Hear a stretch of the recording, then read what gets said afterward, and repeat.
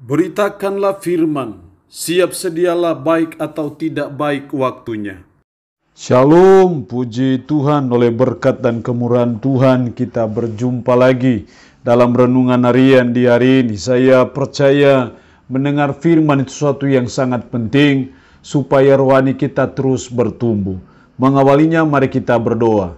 Kami bersyukur dan memuji nama-Mu ya Allah di hari ini, karena segala kebaikan dan kasih setia Tuhan yang senantiasa nyata dalam hidup kami. Kami bersyukur Tuhan berikan kami waktu dan kesempatan kembali untuk kami akan mendengarkan sebagian dari firman-Mu. Roh-Mu yang kudus tolonglah kami, urapilah dan berkatilah kami dengan firman-Mu di hari ini.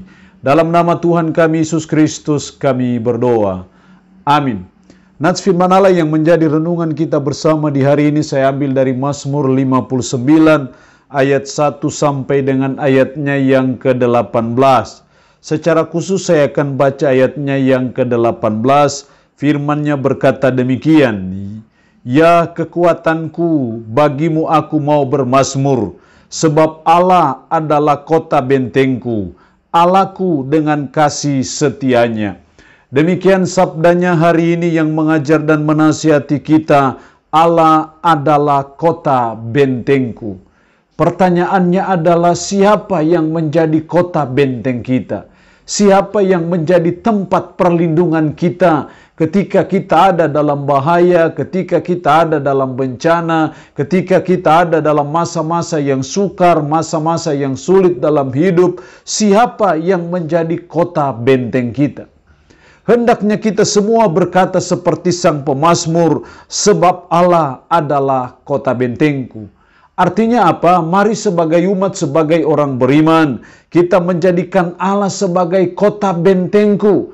Kita menjadikan Allah itu sebagai tempat perlindunganku. Karena saya percaya kita hanya aman dan betul-betul aman dalam perlindungan Tuhan saja. Semua perlindungan yang kita buat, yang kita usahakan, semua suatu waktu bisa kecolongan. Tetapi kalau Tuhan yang menjadi kota bentengku, kalau Tuhan yang menjadi tempat perlindunganku, maka saya percaya Tuhan tidak pernah kewalahan dalam melindungi kita. Tuhan tidak akan pernah kecolongan dalam melindungi saudara dan saya. Karena itu, mari kita jadikan Allah adalah kota bentengku. Jelas sekali sang pemazmur berkata, "Ya kekuatanku, bagimu aku mau bermazmur, sebab Allah adalah kota bentengku."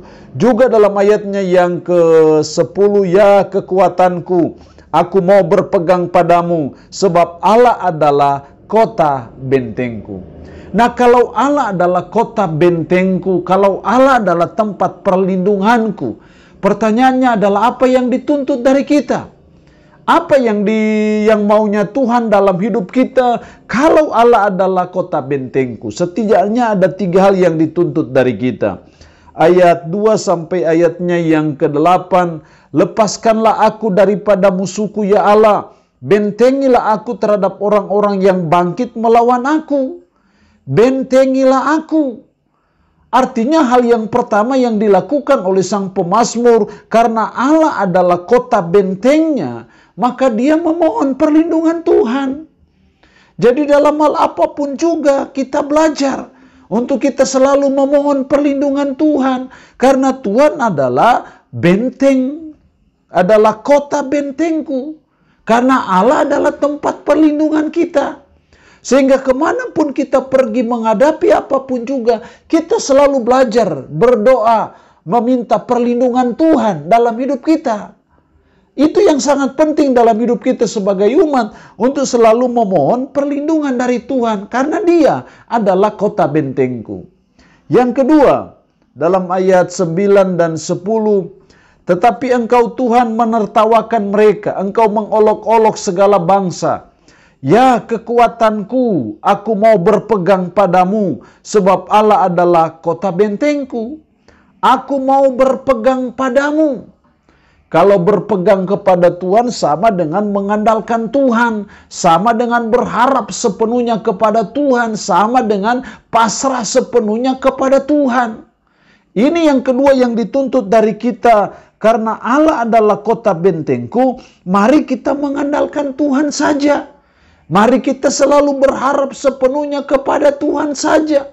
Dalam menghadapi bencana, dalam menghadapi hal-hal yang tak terduga-duga dalam hidup kita, dalam menghadapi segala niat-niat jahat dari orang-orang yang tidak bertanggung jawab, kita pasrah kepada Tuhan saja, karena Dia adalah kota bentengku. Dan saya percaya kita hanya betul-betul aman dalam perlindungan Tuhan saja. Kota bentengku paling aman kalau Allah itu yang menjadi kota benteng kita. Benteng apapun yang kita bangun untuk melindungi kita, melindungi kota kita, saya percaya suatu waktu bisa kecolongan. Tapi Tuhan, Allah kota bentengku, Dia tidak pernah kecolongan dalam melindungi saudara dan saya. Yang ketiga, Allah adalah kota bentengku, yang dituntut dari kita 17 dan 18. Tetapi aku mau menyanyikan kekuatanmu. Pada waktu pagi aku mau bersorak-sorai karena kasih setiamu. Sebab engkau telah menjadi kota bentengku, tempat pelarianku pada waktu kesesakan. Hal yang ketiga yang dituntut dari kita karena Allah adalah kota bentengku, mari kita senantiasa bersorak-sorai bagi Tuhan. Mari kita senantiasa puji-puji Dia. Mari kita senantiasa memuliakan Dia. Sebab kasih setia Tuhan itu ajaib dan luar biasa dalam hidup kita. Karena itu sudah sepatutnya dan selayaknya hidup kita warnai dengan sorak-sorai kepada Tuhan. Sudah sepatutnya dan selayaknya kita merendah hidup kita dengan puji-pujian kita kepada Dia. Karena Dia adalah Allah kota bentengku. Jadi kita belajar dalam ayatnya yang ke-18, Ia kekuatanku, bagimu aku mau bermazmur. Sebab Allah adalah kota bentengku, Allahku dengan kasih setianya.